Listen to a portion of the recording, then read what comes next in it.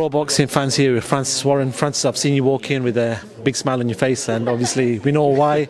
I've heard a lot about him. I've heard a lot of the things that have gone on in sparring, things that he's done to good pros right now. But Moses Itauma, just talk to me about him. Massive signing for you, massive signing for Frank.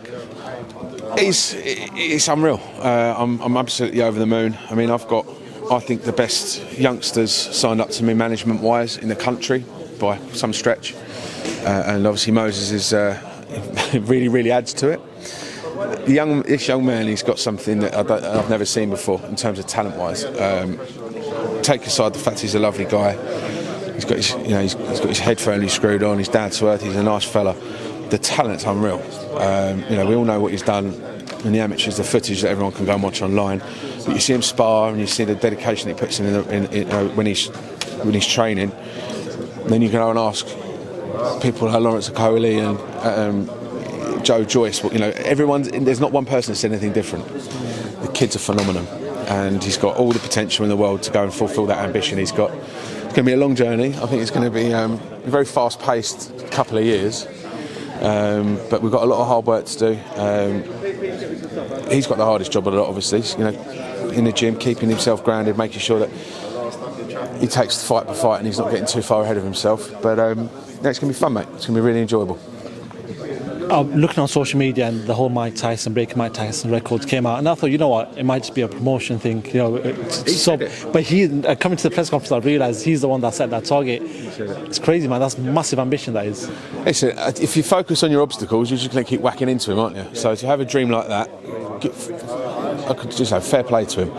Listen, if it happens, it'll be phenomenal, absolutely huge. If it doesn't quite happen, but in that time frame, then at least he's got an ambition, he's got a dream, and he's got a goal, and I don't think you can ever begrudge anyone that. And if you're a young kid starting off at a company, you say, I want to be CEO one day. Good luck to you, mate. It's the same thing. He wants to get to the pinnacle of sport by beating a legend's record of the game. So, good luck to him.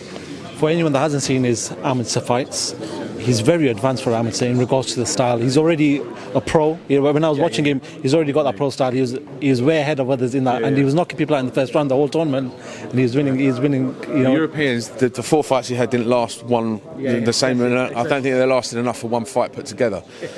It's the agility, it's the head movement, it's the footwork, it's the angles he creates. He's like 10 years ahead of himself. Some guys don't learn what he knows already by the time they're 25, 26, if at all. So he's got something incredibly special, and he can really punch. It's like, we're going to choose his gloves after this. We're going to see what gloves he's going to fight, and I'm definitely not going on the pads.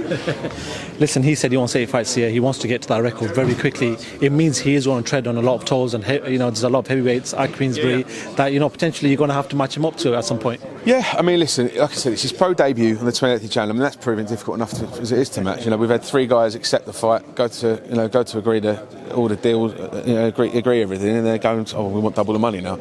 So it's already started, but it's our job to make it happen for him. He doesn't have to worry about all that stuff. We just got to put people in front of him that develop his career bit by bit until we get to a point where we can let him off the leash a bit. But we're early doors, so first 4 to 8, it's a learning experience.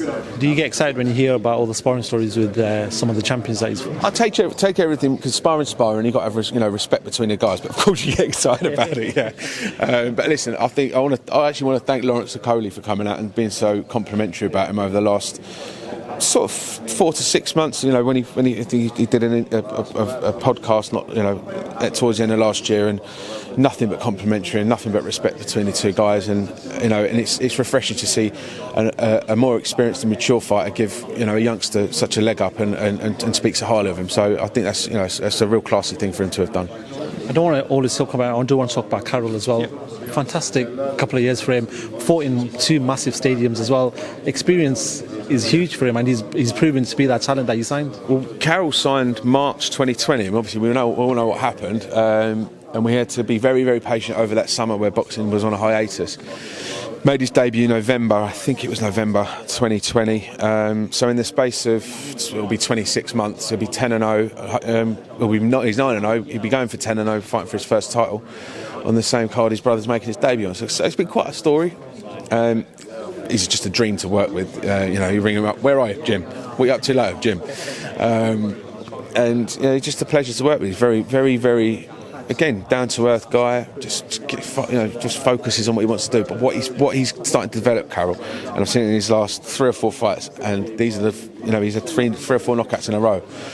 He can get pissed off in a fight. It's like that controlled aggression. Like, it works someone out, and then he'll go, right, biting down my gum shield now, and he gets rid of people.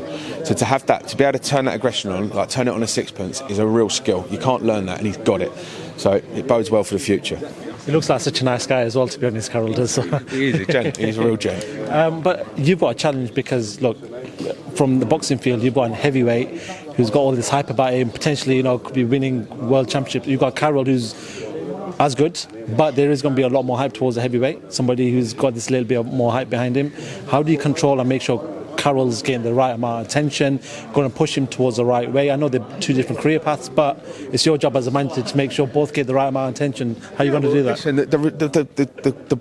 the fights speak for themselves, and and the individuals will shine in their own way. And I think that's the you're not trying to listen. They're here today together, and I'm sure there'll be press conferences in the future where where they're both together. But each guy's got their own individual career, and it's about making sure you highlight the best bits of that. They're both different guys, and it's just about focusing on what makes them shine. And that's all, I suppose that's down to you guys as well. You say what the difference is between Karol and Moses. Well, obviously it is the weights and the boxer side of things, but they're 2 very, very different personalities. And one press event might work for one and not for the other. So it's just for us to work out as we go. I have to quickly want to move away to someone who was speaking to me about Joe Joyce. What's the latest with Joe? When are we going to hear about Joe being out next? I would have thought in the next couple of weeks you'd have some news.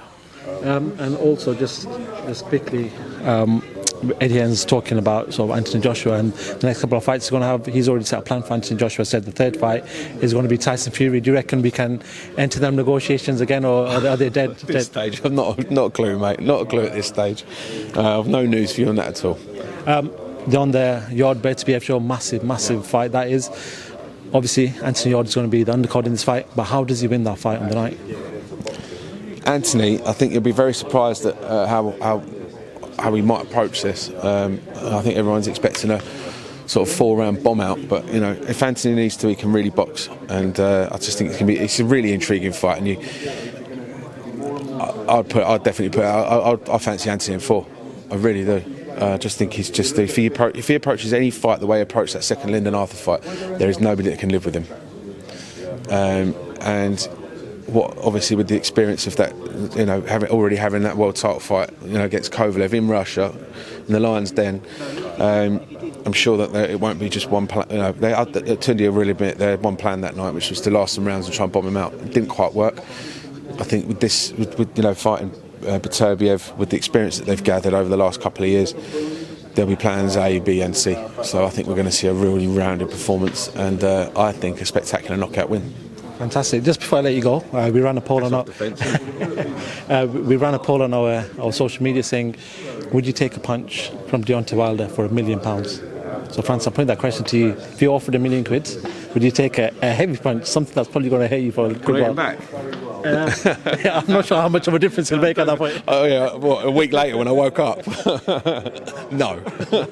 Francis Warren, it's a pleasure to talk to yourself. We'll speak to you on Fight Night and Fight Week. Thank you very much.